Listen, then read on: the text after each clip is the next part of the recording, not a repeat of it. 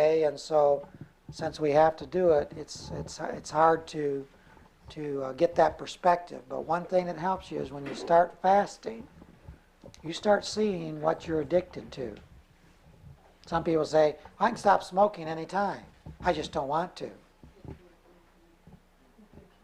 And we can say that about certain foods too, can't we? Oh, I can give up coffee anytime. I can give up bread anytime. I just don't want to. So when you just fast, you start fasting certain things.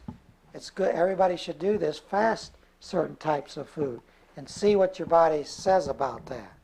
And you'll find out pretty quick what foods you're addicted to.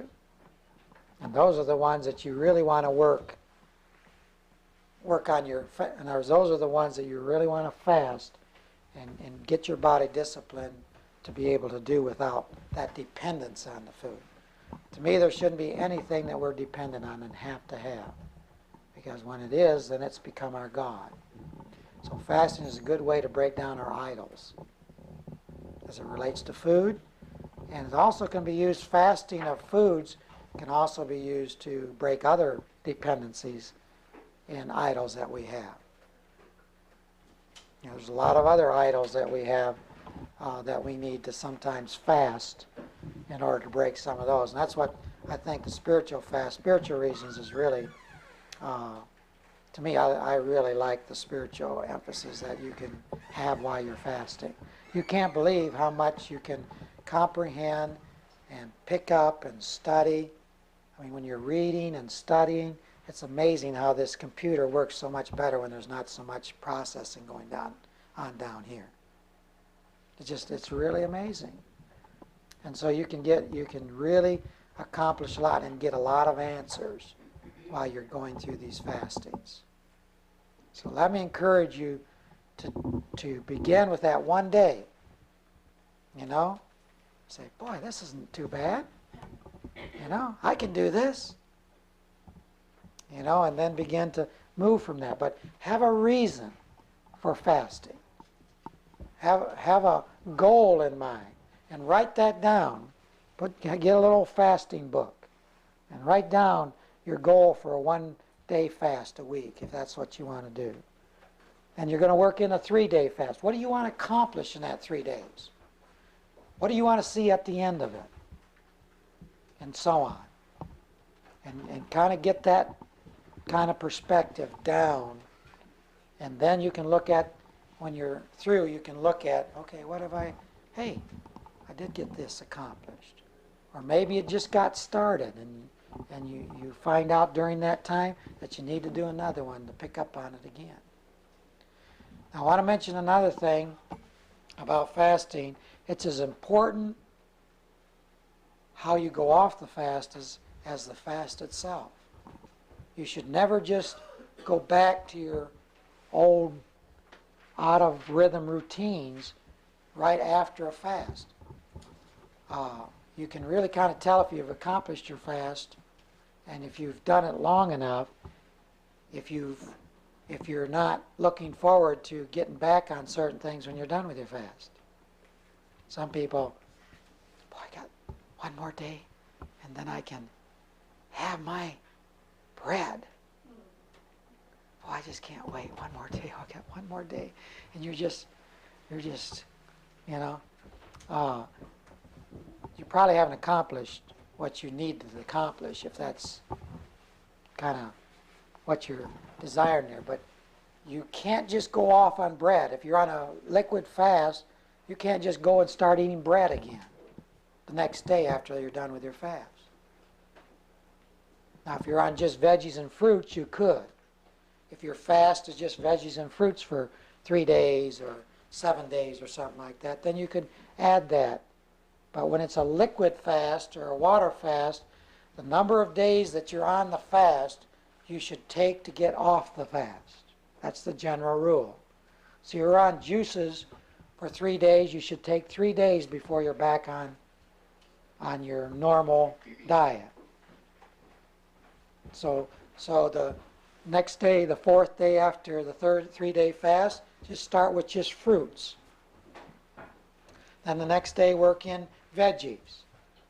and then the next day begin to work in your starches and grains and protein. If it's a 7-day fast, then do a little bit slow of liquid. I'm talking about just a liquid or juice fast. Then just, the first 2 days, just fruit and your juices. And then start your vegetables in the next 2 days, and then your meats and your starches the last 2 days of that particular, that's a 7-week thing, okay? So it's generally good to go off, when you go off your fast, take your time getting your body. So you haven't been eating a lot when you're on a juice fast. Your colon's been resting, and you don't want to shock it with a potato. Now here comes a sticky potato right after that liquid fat, and there's no fiber with it. Potatoes like sticky. And so you put that potato down there, and it's just going to stick. Then you're going to have a roto-rooter to get that stuff out. So that's why we don't want to just go on something that's real sticky or a piece of meat, and break it fast that way. You want to first get the gentle fruit fiber going through there and get the colon starting to work with that a little bit, you see? And then you get the veggies, the non-starchy vegetables, and you get the fiber and the lubricants and getting the body and the colon kind of getting its peristaltic action back and getting it ready to kind of process that and getting that going through. And then you start beginning to add a little bit, 20 to 30% back on your other veggies and starchy foods and grains and red skin potato or something like that, or some fish or something like that, and you add that to the veggies, and then it will be able to, keep it so it's not sticky and help it get through, and you can get your colon into another rhythm again, a rhythm of being able to eliminate what needs to be eliminated. Well, if you get off gradually, should you go on it gradually? Some people need to do that. Depends on how bad you've been eating, Sometimes you have to work up to get ready for a fast if you've been eating donuts and pizzas every night. You better get off of those for a while first before you do your fast, or you're going to have a big cleaning withdrawal. When you do that. So sometimes there needs to be preparation, but the greatest preparation is to write down the reason that you're doing the fast, and write down some of the things that you want to accomplish, whether it's physical, like more vitality, more discipline, more control over your eating habits. You want to lose some weight, whatever. If it's mental, emotional, you have some decisions you need to make. You need a clearer mind in making those decisions. Then write down what decisions you want to see made during that fast. Get your mind off the food and what you're denying yourself, and put it on something positive that you're trying to accomplish. And if it's something spiritual, you want to hear that still small voice a lot better than you're hearing. You're making too many mistakes, and you're too busy, and you're missing something because you're not as successful as you should be as a child of the King. I mean, we should be the head, not the tail, right? And so things aren't working too good. We're making some mistakes. The enemy's taking some of our ground and stealing our goods. Not supposed to be doing that.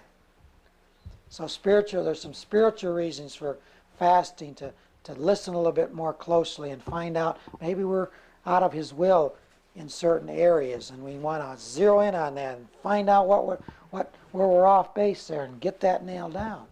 So that's a good reason for our fasting. Yes. To reinforce what you were saying there, when you have us on a 3-day fast in a lifetime, we feel our best and we're our sharpest. That's right. People can't understand how their mind is affected by what they're eating. And that a lot of fears and anxiety that we have is nothing but that potato that's still in our colon, or that popcorn, or that coffee, or that's polluting the blood that goes to our brain, and it's interfering with us being happy and satisfied and contented and being purposeful and hopeful, It has a lot to do with that. And so we want to, so it's hard to explain, but you're confident when you can fast your body and you get through this cleansing part of it. Sometimes you're feeling kind of rough getting through the cleansing part of it, but once you begin to do this enough, then that confidence comes. You feel like, boy, I can just take on anything, you know? And it's worth the effort. You got to start somewhere. You're not going to know what it's like until you do it. But you got to start somewhere. All I can do is just make you hungry to want to do it. Hungry for it, not food. So if I can get you to see that food is just a very small part of your energy, and you're not going to just waste away if you don't eat. Okay? You're not. But you're going to have to kind of go at it slow to convince the computer of that. It seems like I read in your literature one place that said only 5% of our energy comes from food, and then another place 20%. Did I see 20%? It is 20% comes from water. And 20%. just 5%. Right. That's 5 really and 20. shocking my life, that just 5%. Yeah, it's pretty shocking to think about that, yeah. And that's why it's just hard. The only thing I can do is bring out the contrast. That breathing, rest, and water, we know we've got to have those things. And we know without them, doesn't matter how much we eat. If you the logic is there if you just think about it, isn't it? Yes? What do you think about becoming a fruitarian? Well, ideally, the question is, what do you think about becoming a fruitarian? Ideally, I think the way our body's designed and the size of the colon and shape of the colon, we are not made to eat meat. These bodies are not made to eat meat. I mean, we can do it, and it's not a sin, okay? It's a weight. It can become a weight, but it's not a sin to eat meat. But these bodies were not made to handle meat. So they're mainly vegetarian, fruitarian. That's all we need to really put into this body to get the nutrition. There's no such thing as the 4 food groups. And there's only 2 food groups, and that's fruit and veggies. And the grains and things like that would be a part of the veggies. So that's really the only 2 groups that our body needs. And there's a lot of other examples of that, like cows don't eat meat, gorillas don't eat meat. They have the same type of situation. But the meat eaters of all the animals are the ones with really short colons. Because that meat, after you digest the meat, it needs to get out very quickly. And see, our colons get so long when you all these wiggles and you stretch it out, it's about 50 feet long. Well, see, by the time that meat gets out, it's pretty stinky, So meat is just is not the best for our body. But see, here's the thing you need to understand is that if you come from a lot of generation of meat eaters, you just can't get off. Unless you get a miracle, you can't just stop eating meat. Just like that, because your body will go through quite a withdrawal because it's used to having that for generations. So you have to discipline and train your body to get it out of other to get that amino acids, that protein out of other sources when it's not used to doing that. Just eat less and less, just cut down on the amount for over a period of time. Right, and that's usually what people do. People usually, as I'm working with them, I find out after 6 months or so, they say, Donna, do I have to eat meat? And so, and I'm not saying that he shouldn't. Of course, I'm kind of leaning some influence there, But I haven't started the first assembly of no eating meat yet. Okay, so remember that. There's no church of the first church that no meat eaters congregation, I'm not trying to start one either. Remember that now. Yes. So you think that you actually need protein? Oh, we need protein, but all your foods have protein. When you're fasting meat, you are not fasting protein. Your fruits have protein in it. Your veggies have protein in it. Your grains, of course, have protein in it. So we don't have to eat meat protein in order to get protein. So you need to understand that's a big lie. It's the only way I can say it, and that comes from just good salesmanship, but misrepresentation. When you These people who say you can't be a fruitarian, do you think that's impossible nowadays? no, I'm not saying it's not, because you can get most of your minerals and stuff out of that. But again, it depends on the body, and stuff like that. So I'm not going to put anybody down that wants to just go on fruit. But the key thing is that we learn to discipline and train our body to live, to me, ultimately, to live a fasted life. You want to be really successful in what you're doing. Learn how to have a fasted lifestyle. How bad is milk from the grocery store?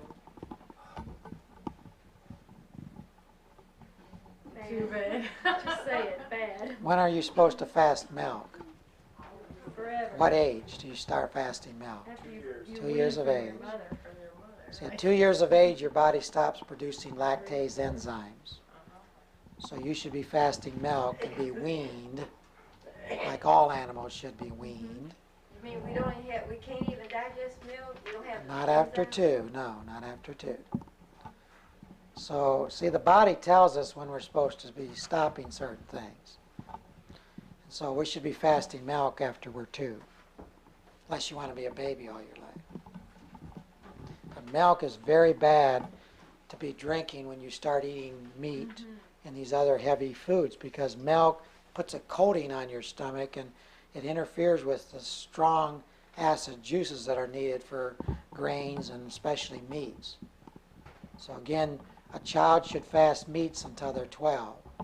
They should fast grains and breads and nuts and cheese and eggs until they're 9. They should fast starches and grains until they're 7. They should fast veggies, raw veggies and things like that until they're 5. You say, well, what are they going to eat? They're going to eat fruits. See, their digestive system has to develop with time. But you can get the veggies and you can get the nuts and you can get the grains in soup form. Just take it out and make a soup out of it. Because, see, they don't have the strong enough digestive juices to pull those foods and break that fiber down to get those goodies out. So just I mean, that's just the way it is, I mean, we don't give them a car to drive when they're 5, do we? Some people do. I don't think so. We don't make them. They don't do adult things. But somehow we think they got a cast iron stomach and they can process a lot of these foods when they're young, even before they have all their teeth. It should tell us if they don't have the teeth, they can't chew, and they're supposed to have a full set of them to chew. But somehow we think they can gum it. Or they got some teeth down in their stomach somewhere. They can just take that and grind that all up and process it. Why do you think we have teeth? I mean, it's just so logical that a child's not able to do those things. And all you have to do is measure the juices and the strength of it in the stomach. Any doctor could do that to find out what I'm telling you is true. So anyways, a child should be fasting what we should be doing 1 day a week, 3 days, or 7 days, or 21, 40 days. A child should be doing that until they get to certain ages. They should know how to do that real good. And then maybe they could, well, let's eat meat for 3 days. And then maybe 7 days. And then maybe 21 days. So they could work the other way. And then go back to eating regular.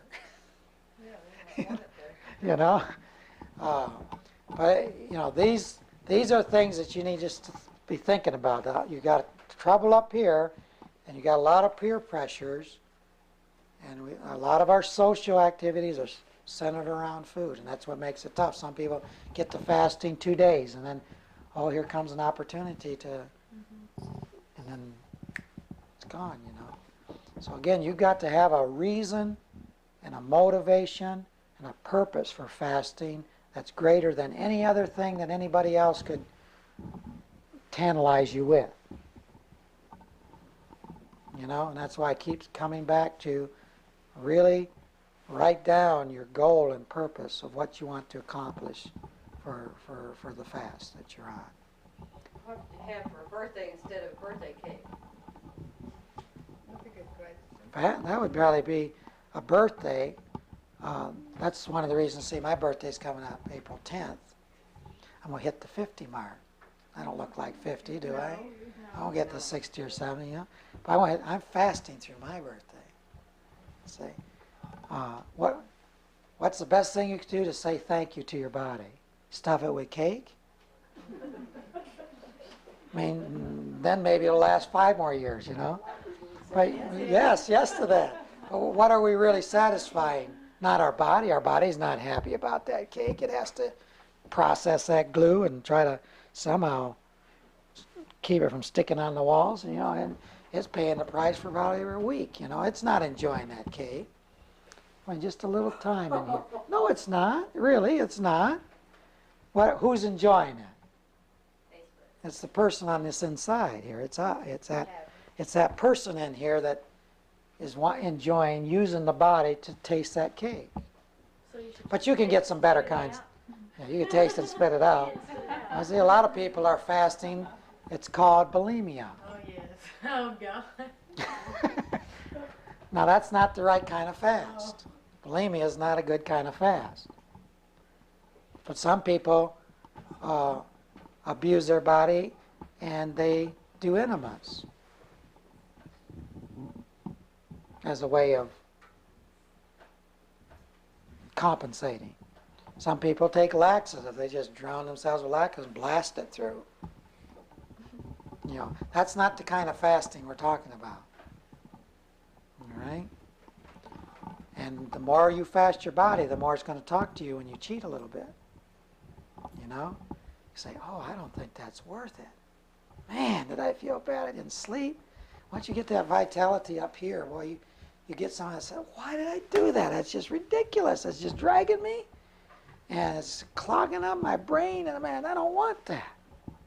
So you have to really drag your body down and really lower the vitality, you know, to really enjoy doing that, a lot of that anyways. So have a better type of cake. There's a lot of good types of cakes that you can make. Make it flat. What's wrong with a pancake cake? You can still stick a candle in it. You know, there's lots of good ways that you. How about a fruit cake? A good type of fruit cake, where it's mostly fruit. You know, we could start the first assembly of fruitcakes, or the fruitcake assembly, or the first of fruitcakes. Should But enemas be limited, the enemas and colonics? Well, you can do some extra things while you're fasting to help your body do a better job of cleaning. Like there's cleansers, there's enemas, there's things that you can do while you're fasting to help the body clean, and it won't be as tough getting through it if you got some good cleaning. If that's the reason why you're doing that. Do an enema when you start a fast. Right. It kind of helps your body get some extra help in cleaning while you're doing your fasting. So that's a good idea sometimes if it's for cleansing reasons that you're on the fast. And there's baths you can do for fasting while you're fasting. You can do some Epsom salt baths, some hydrogen peroxide baths. You can put some cayenne pepper and ginger in your bathtub, and that'll get you fasting pretty good through your skin. So you can do some things that'll really get your skin. You know, put some mustard in that bathtub. Ooh, does that make? Oh yes. Oh, mustard will really help your skin feel nice and alive. Oh yes. So there's some things that you can do to help your skin while you're fasting, get some extra cleaning there and make it young looking again. You know. So there's just lots of things that we could go into as examples of things that can be accomplished while you're doing a physical fast or doing the fast for physical reasons. Because you can do some cleansing. When you're not putting a lot of stuff through the colon, then you can do some extra cleansers that can catch up. Because a lot of people have waste in their colon that's 20 years old, 30 years old. You So know? it would rot through by that time. Yes, that's what gives people cancer. Yeah, it rots through. That's what we don't want to have happen. Because that can lead to cancer if it rots through. That peroxide has to be special kind, doesn't it? Special kind. Yeah, food grade or technical grade. You want to be careful. Let somebody recommend what you do on that. What happens to parasites when you fast? They're- Do they just starve? Or Yeah, do they eat starve. them? Yeah, they starve and they start wanting to come out. Usually takes about 21 days though, before the tapeworms come out and stuff like that. But they don't start eating you, do Oh no, no, they won't eat anything that's good that's in you. Bacteria and worms don't like anything but bad stuff, but they don't like the good part of you. So if they start gnawing on some of the good parts, because there's some bad mixed in there. How can you tell if you have any worms or parasites or anything in Just ask your body. Body, do you have any bugs in there? No, I can tell from the test. Usually 85% of people have parasites of some type. If you eat pigs, there's about 50 different types of parasites you'll get from pig food. Because they're scavengers. They eat their own waste. That comes in What there. about shellfish? You get shellfish, they have some, but shellfish is a scavenger also. Yeah. So your scavenger foods give you lots of parasites. Lots of worms and stuff like that. And you get a lot of yeast and bacteria type parasites in chicken bladder. How many of you have eaten chicken bladder before? Chicken bladder? Yeah. Yeah. Oh, the skin. Chicken bladder is the skin. You should never eat the skin of a chicken turkey because that's their bladder. They urinate through the skin. Is that the same way with birds? Yeah, all your fowl that way. They don't have a bladder. They have kidneys, but they don't have a bladder. So their skin, just like we sweat, that's the way they go. So you don't want the gravy, right? You can get a lot of parasites that way.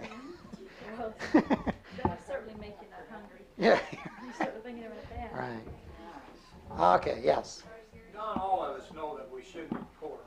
Mm-hmm. Most people know that they really shouldn't eat very much meat, but I find hardly anybody knows how bad processed starches. I heard a lady talk about cake Mm-hmm. Flowers? and breads and flours. Almost no one knows about how that affects the liver. Well, it affects. It's hard to digest if it's processed. It's not. Of course, everybody. You never have to fast foods. Certain types of foods if they're prepared right. But it's the way they're preparing these grains and breads and stuff like they process it, or they take things out of it, or they put things into it. And if it can't be digested for whatever reasons, overcooked, overprocessing, preserved, then you can't digest it. Then it's going to sit there and ferment. In other words, what your body cannot digest, the bacteria digests it for you in here. Just like when you leave food stay out in the cupboard too long or out on the table too long, what's going to happen to it? What's causing it to spoil? Bacteria. Bacteria, right? So what if that same food